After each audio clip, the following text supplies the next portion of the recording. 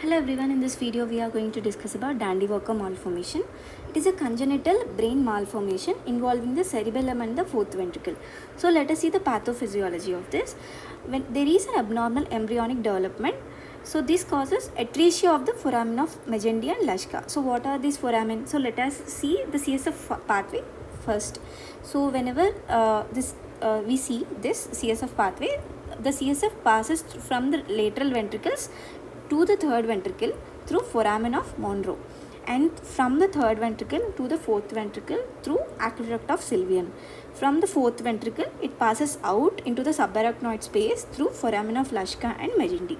So whenever there is a failure or atresia of these foramina, this CSF will not be passed through the fourth ventricle, so there will be accumulation of the CSF in the fourth ventricle. So this leads to cystic dilatation of fourth ventricle, and this compresses the adjacent structures, like it causes agenesis or hypoplasia of cerebellar vermis, and it can also expand into the posterior fossa and compresses the adjacent structures and causes hydrocephalus.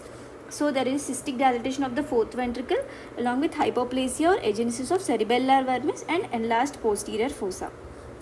Hydrocephalus is due to CSF accumulation because of the outflow obstruction. So it is often sporadic but can also be associated with trisomy 13, 18 and also a part of genetic syndromes, and can also occur due to infections and toxins during the time of pregnancy. So the clinical features are due to the obstruction and agenesis of the adjacent structures, like developmental delay, increase in the head circumference we will see due to hydrocephalus, irritability, vomiting and poor coordination along with hypotonia, and in some cases we can also see seizures. Diagnosis: prenatally, a prenatal ultrasound can detect this. Postnatally, we can confirm this with the brain MRI, where we will see a cerebellar and fourth ventricle anomalies like fourth ventricle enlargement, cystic dilatation and cerebellar vermis, hypoplasia or agenesis. Treatment is VP shunting can be done for hydrocephalus, that is ventriculoperitoneal shunt. We will shunt this CSF from the fourth ventricle into the peritoneum, and supportive therapies like physiotherapy and speech therapy should also be given. Prognosis depends on the severity of the malformation, presence of associated abnormalities.